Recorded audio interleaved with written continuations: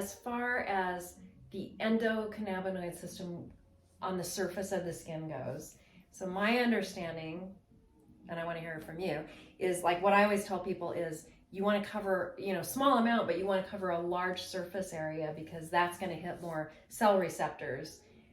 So is that, like, if you're going to do something topical, is that the right way to do it? And then should you do it like an hour before? Should you do it 4 hours, 3 days? What's ideal? Like, how long does it take for it to enter most people's system? So topically, it enters very fast because you're actually putting it on top of your skin and it absorbs into your blood system faster. So I always tell people, I have a friend who likes to ride motorcycles and he says his hands start to ache after a while.